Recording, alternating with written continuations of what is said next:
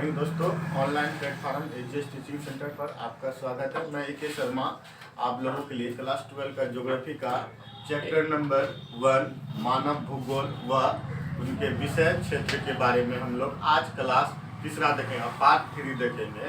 और अच्छा लगेगा तो लाइक शेयर कमेंट जरूर कीजिएगा और नोटिफिकेशन पर बेल आइकन दबा दीजिएगा। चलिए आज हम लोग देखते हैं मानव भूगोल का पार्ट 3। कौन सा पार्ट है? पार्ट 3 है।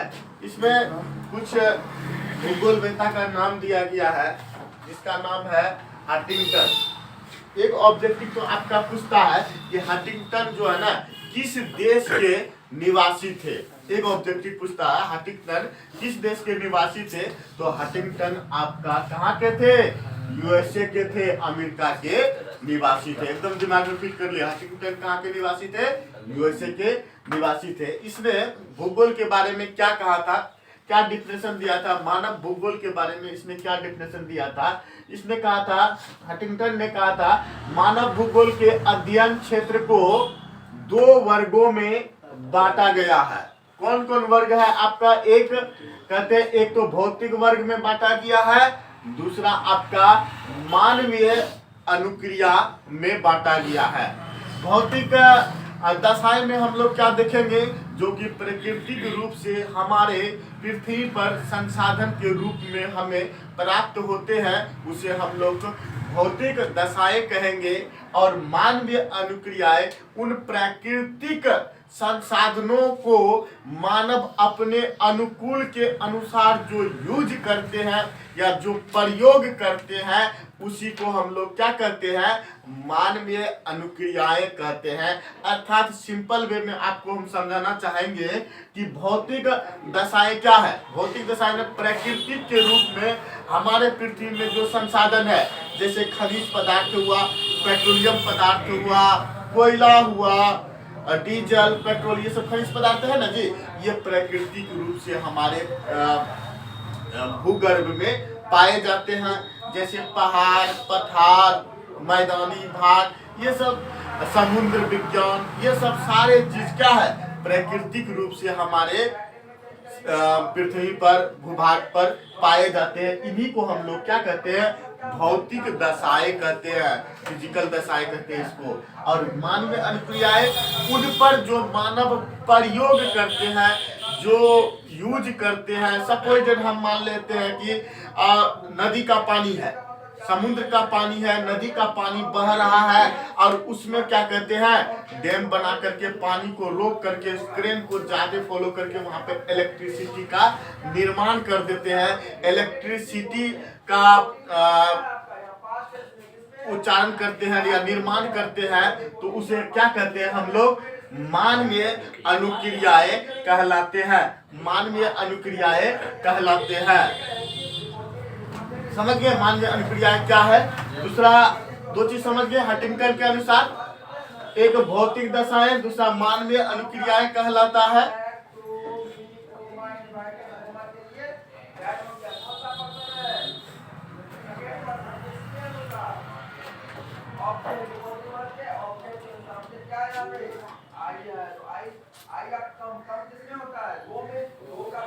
ठीक है,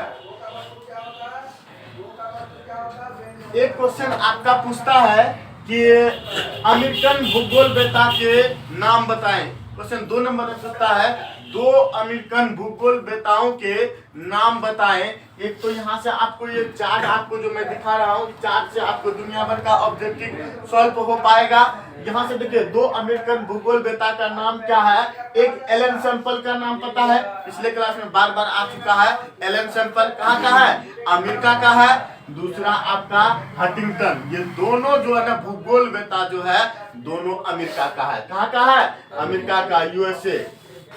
यूएसए, अमेरिका मतलब यूएसए, याद रखिएगा यूएसए का था।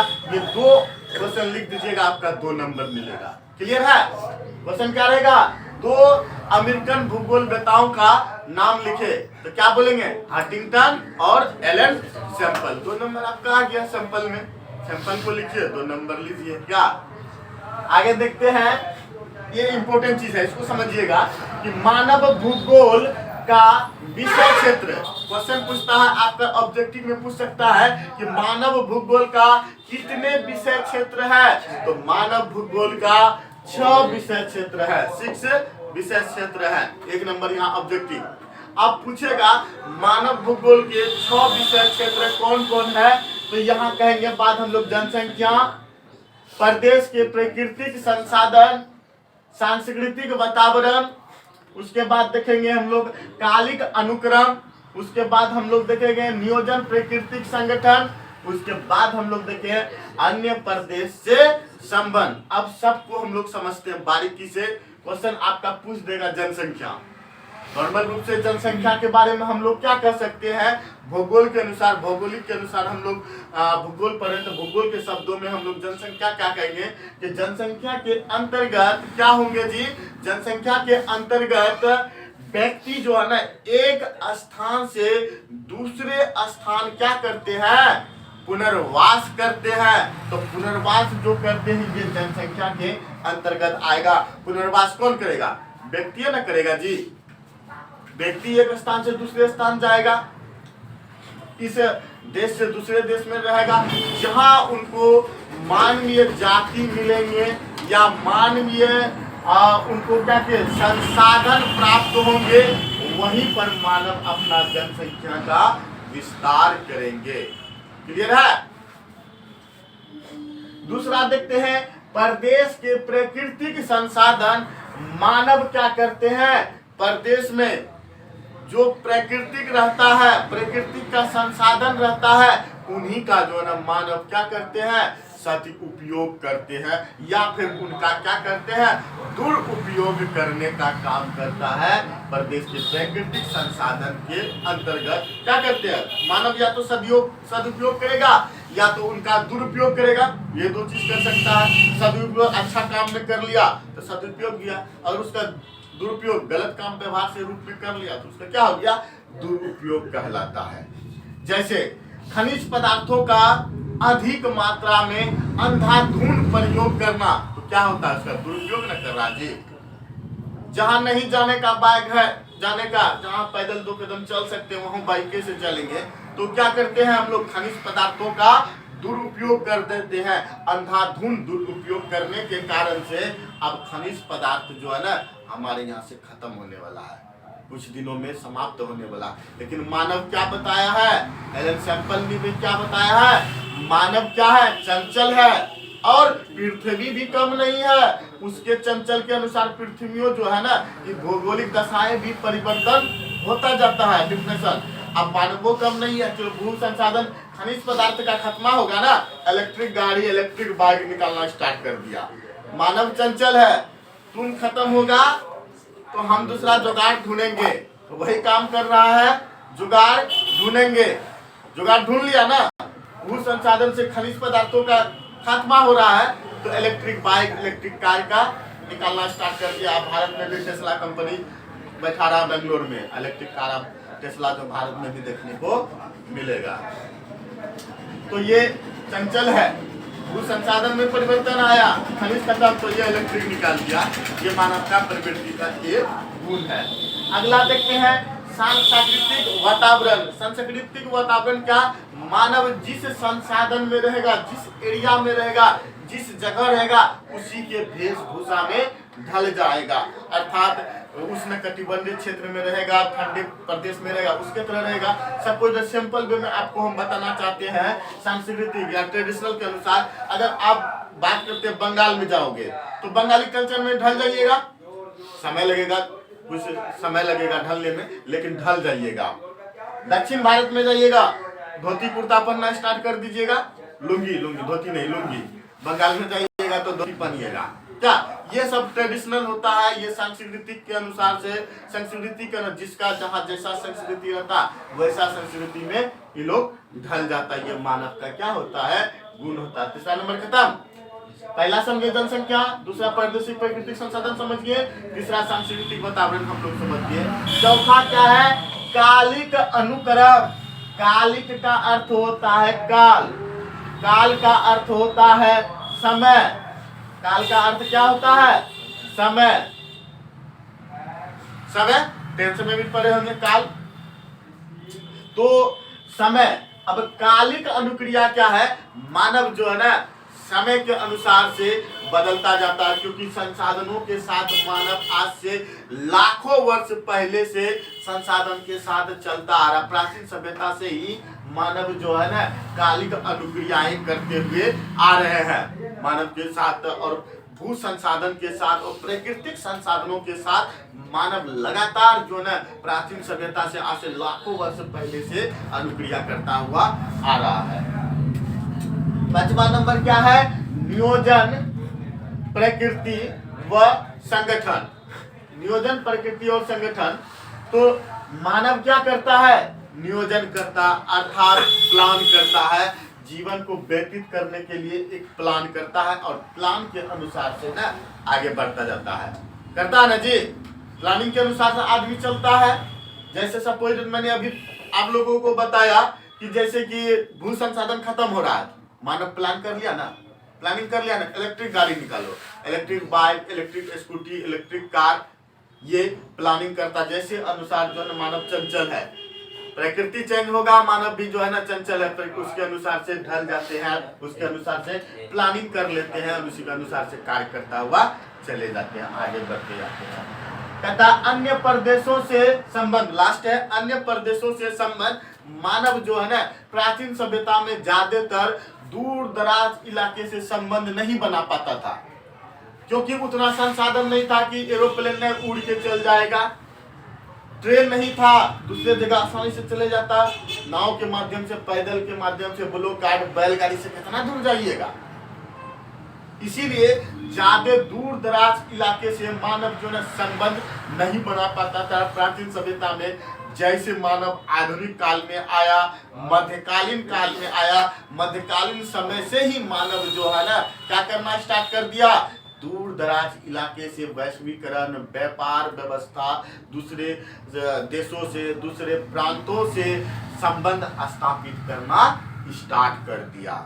एक चीज और हम लोग देखते हैं, सांस्कृतिक वातावरण के अंतर्गत देखिएगा कि मानव जो है ना अपना जगह के अनुसार, संस्कृति के अनुसार, सभ्यता के अनुसार से परिवर्तन होता है। जैसे मानव रहेगा कहाँ, शीतोष्णकटिबंध में, ठंडे वाले प्रदेश में अगर मानव रहेगा तो इग्लू का घर बनाता है। ठंडे वाले प्रदेश में मानव किसका घर बनाता है, इग्लू का।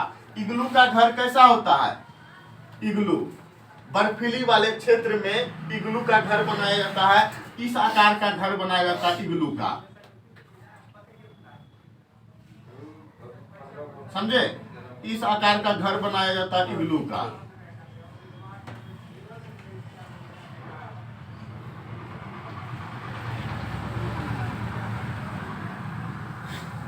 ये बर्फ का घर बनाया जाता है इग्लू का, ऐसे बर्फ में घर बना रहता है, थोड़ा सा गेट रहता नीचे, बर्फ से अंदर अब बना हुआ घर किसका होता है, बर्फे का घर होता है इग्लू का। और वहाँ ज्यादा ठंडा होता है, बर्फ में भी ज्यादा ठंडा होता है। और बर्फ का गुंबज ना, जैसे कि मूसा का बिल खोद करके रहता है ना जी, उसी प्रकार से बुझिए कि इग्लू का घर ये कैसा है, मूसे के घर की तरह है। अंदर बर्फ के अंदर थोड़ा सा खाचा बना दिया जाता है, ताकि बाहर का जो है ठंडी जो है ना अंदर नहीं जाए, और अंदर में रहने पर जो हीट महसूस होता है, गर्मी होता है। मानव है ना परिवर्तनशील, चेंज कर लेता है ना, जैसा जगह वैसा। अब वर्षा ऋतु में कहते हैं उष्ण कटिबंधीय, उष्ण कटिबंधीय क्षेत्र में, उष्ण कटिबंधीय क्षेत्र में मानव कैसा घर बना के रहता है, ऊंचा में घर में, क्योंकि इस क्षेत्र में जो है ना वर्षा ज्यादा होता है। क्या होता है, वर्षा ज्यादा होता है। तो जहाँ पे वर्षा ज्यादा होगा, कीड़ा मकोड़ा, दुनिया भर का इंसेक्ट, छोटा छोटा जीव जंतु ज्यादा होता है, पानी का जल जमा हो जाता है। तो वैसा प्रदेश में घर कैसे बना के रहेगा, ये खुट्टा में ऊपर जो है ना घर बना के रहेगा। ये रहने का फ्लोर यहाँ पे रहेगा, इसके नीचे यहाँ क्या रहेगा, खुट्टा पिलर पर घर बना दिया। अब रहता कहाँ है, यहाँ पे रहता है, रहता यहाँ पे है। नीचे क्या है, खुट्टा बना हुआ, खुट्टा में नीचे कुछ नहीं, एक मंजिला बुझो के ऐसे खुट्टा पे खड़ा है। वर्षा के समय ज्यादा नीचा पानी जल जमा हो जाता है, कीड़ा मकोड़ा दुनिया भर का होता है, क्योंकि इस क्षेत्र में उष्णकटिबंधीय क्षेत्र में ज्यादा मात्रा में वर्षा होता है, तो नीचे पानी जमा तो संभव नहीं रहना, इसीलिए ऊंचा में घर बना के रहता है और छोटा छोटा जीव जंतु ऊपर नहीं पहुंच पाता है। तो मानव है ना चंचल, परिवर्तनशील, ऐसे जगह में ऐसे घर बना करके ये लोग अपना जीवन को व्यतीत करने का काम करते हैं।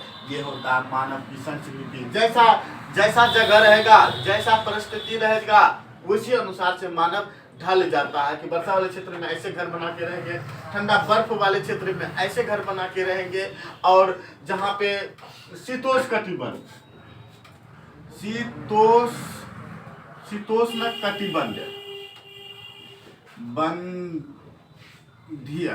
शीतोष्ण कटिबंधीय, यहाँ पे देखिए घर कैसा रहेगा, शीतोष्ण कटिबंध का घर कैसा रहेगा, ऐसे घर बना हुआ रहेगा,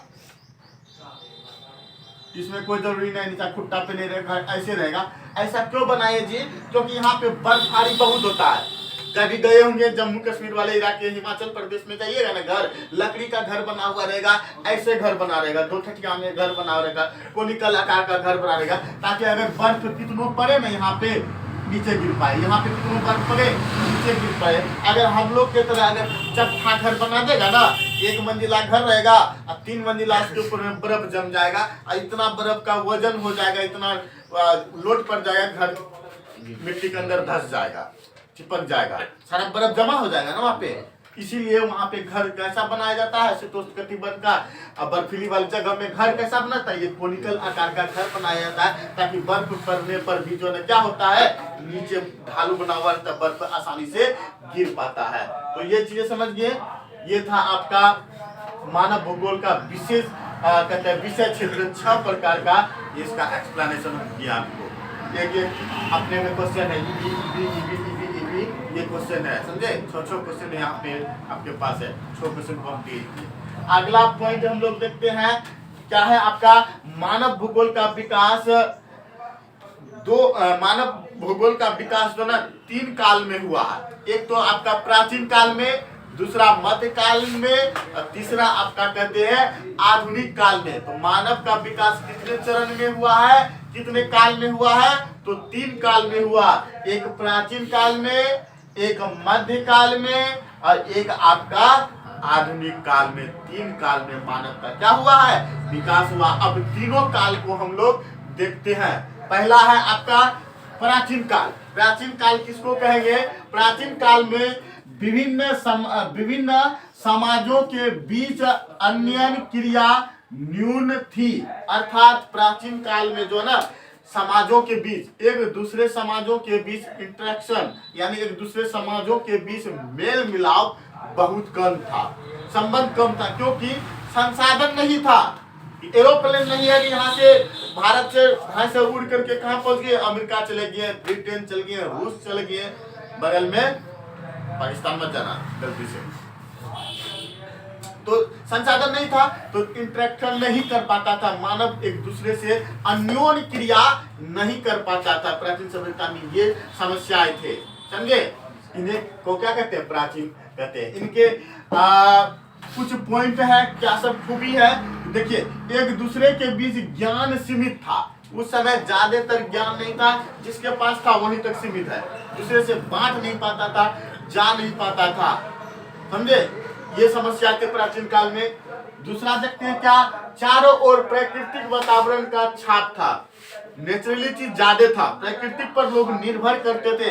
आज के समय में इतना उद्योग नहीं हो गया था, इतना डेवलपिंग नहीं हो गया था, इतना बड़ा बड़ा कंपनी, गाड़ी घोड़ा, हवाई जहाज, एरोप्लेन, रेल, बस, ट्रक इतना था ही नहीं।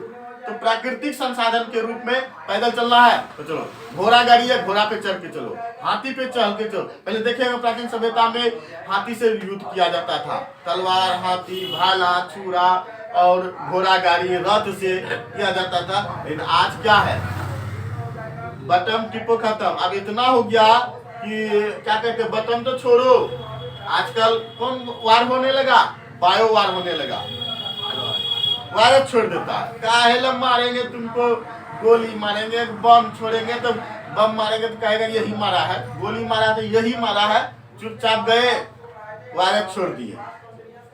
इसको कहते हैं बायो वार। मरून पूरे देश मर रहा। जैसे कोरोना क्या है, कोरोना एक प्रकार का बायोवार है, मे भी जिनके द्वारा किया गया हो। कहने का कि उसका पिता कौन है, चीन है, चीन करवाया है, तो एक प्रकार का बुझिए कि चीन क्या किया, बायोवार करवा दिया। गलती से हो या सही से हो, जो भी हो, इनको हम लोग क्या किसके दर्जा रखेंगे, बायोवार का दर्जा रखेंगे। पूरे देश बर्बाद है, कुछ कर पाया किसी को, कोई प्रूफ है हम किए हैं, कोई प्रूफ नहीं। ये सबसे बड़का वार होता है, इसको कहते हैं बायोवार। इसी बीच में आके गैस छोड़ दिया, वायरस से मर रहे, कौन छोड़ा, कहाँ छोड़ा, क्या पता, किसी को पता नहीं।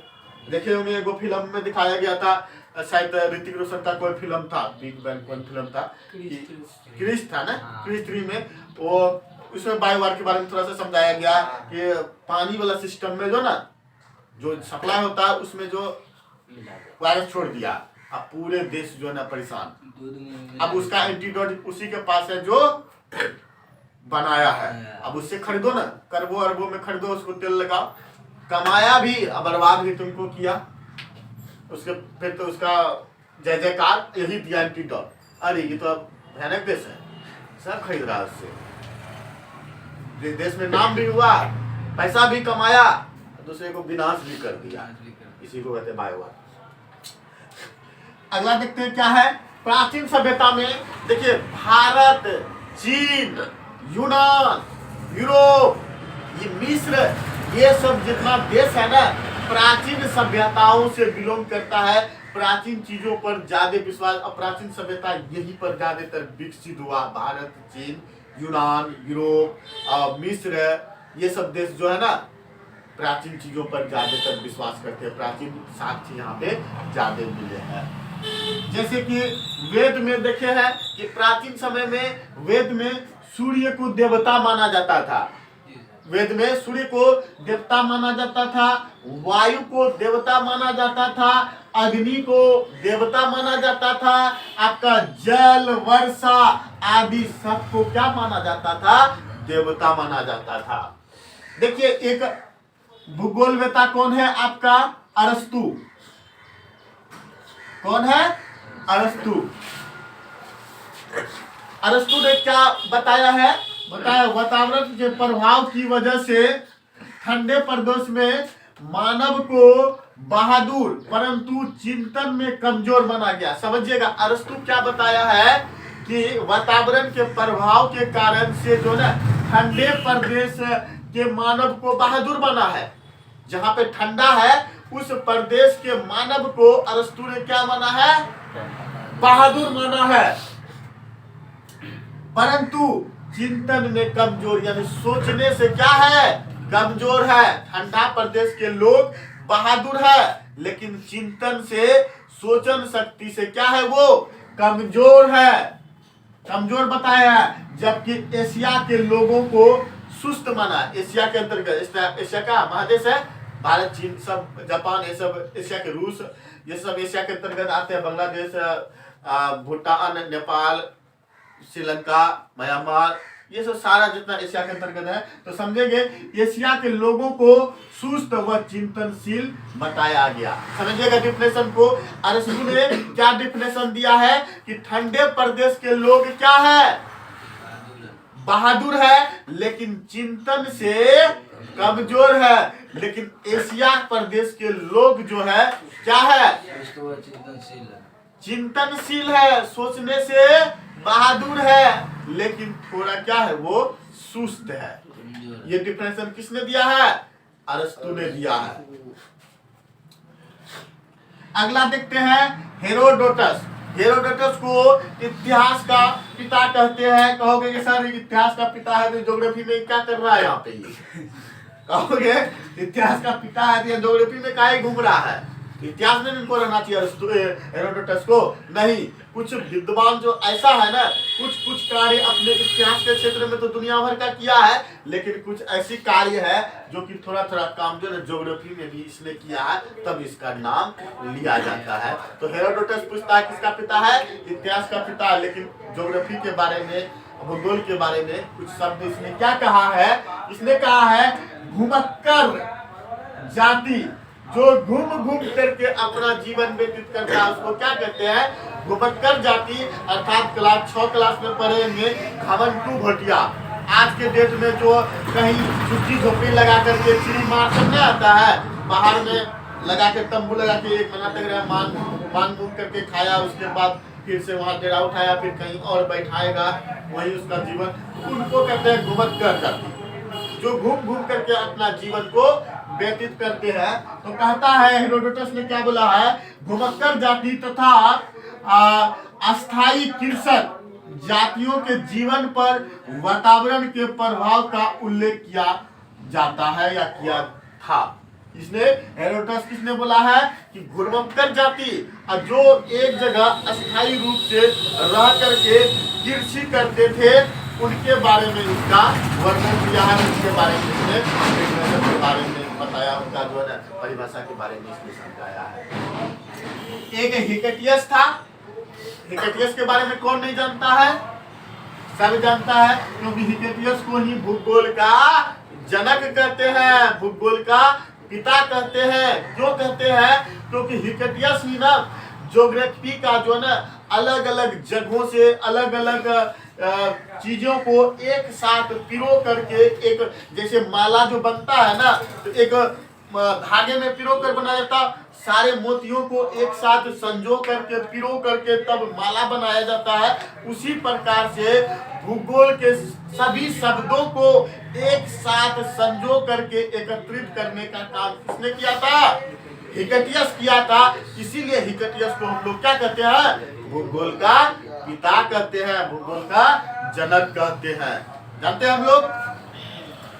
एराटोस्थेनीस के बारे में भी हम लोग जानते हैं। एराटोस्थेनीस क्या कहता है? भूगोल शब्द का जनक है।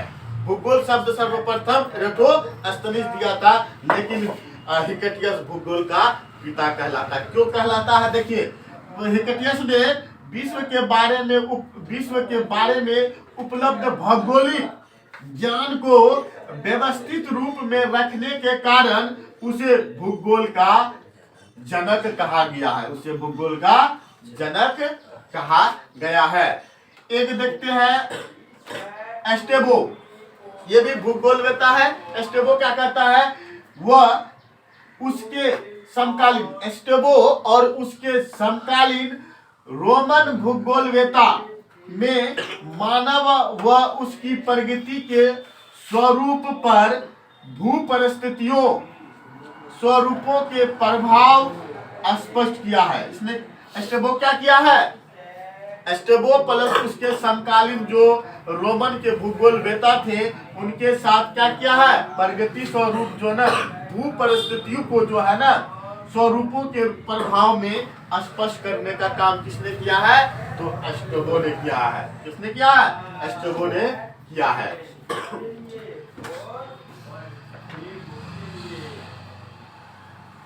आइए इधर एक चीज हम लोग देख लिए, ये प्राचीन भूगोल हो गया।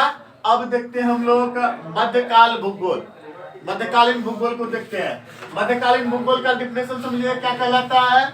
मध्यकाल में उपनिवेशीकरण व व्यापारिक रुचियों के नए क्षेत्रों की खोज व अन्वेषण की बढ़ावा दे करके भौगोलिक ज्ञान को आगे बढ़ाने का काम मध्यकालीन समय में हुआ है।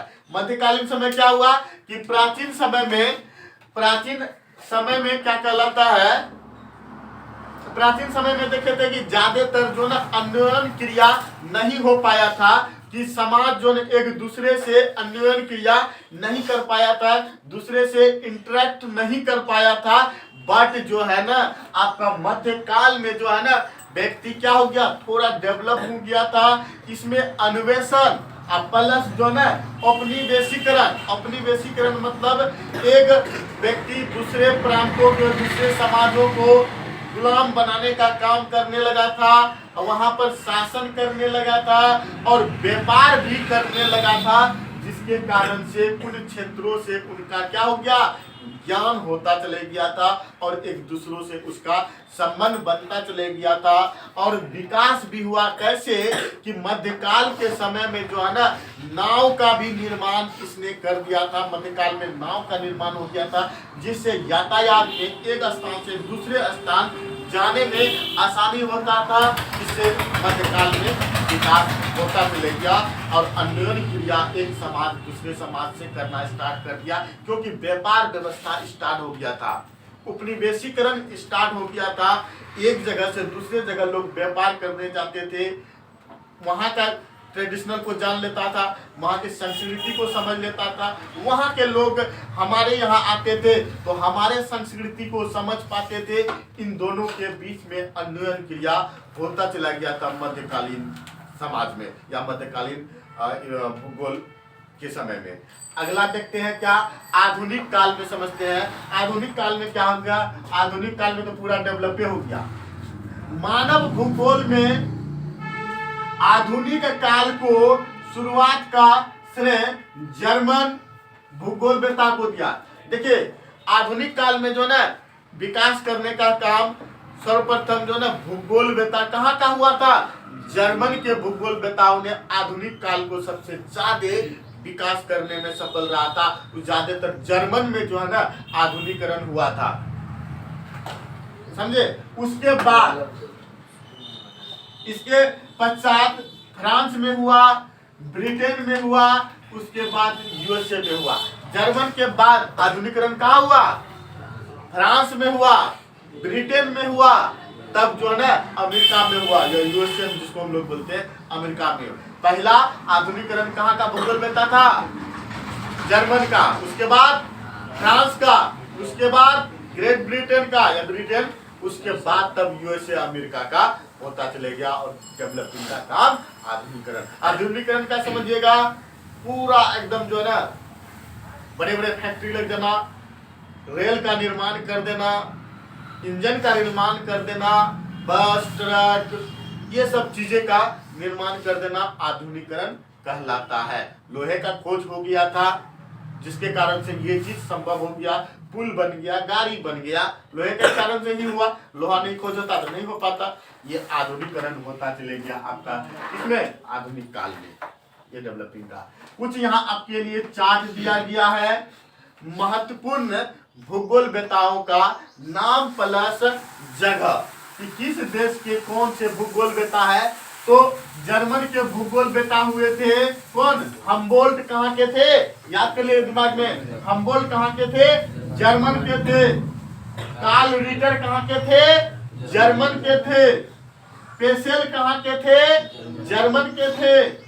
रिस्टोफेन कहाँ के थे? जर्मन के थे। फ्रेडरिक रेडजेल के बारे में कौन नहीं जानता? क्या इम्पोर्टेंट है, बार बार पूछता भी है फ्रेडरिक रेडजेल के बारे में। फ्रेडरिक रेडजेल कहाँ के थे?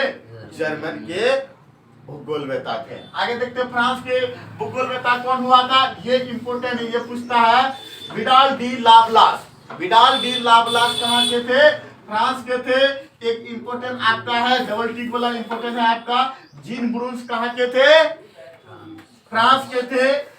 डी मार्टिन कहाँ के थे? फ्रांस के थे। डिमाजिया कहाँ के थे? फ्रांस के थे। फ्रेबो कहाँ के थे? फ्रांस के थे।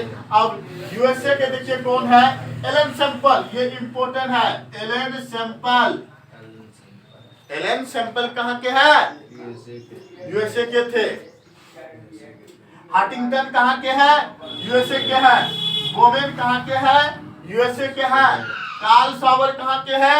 यूएसए के है। ग्रिफिन टेलर कौन नहीं जानते इसके बारे में कि दोनों सीने का काम करता है ना क्या?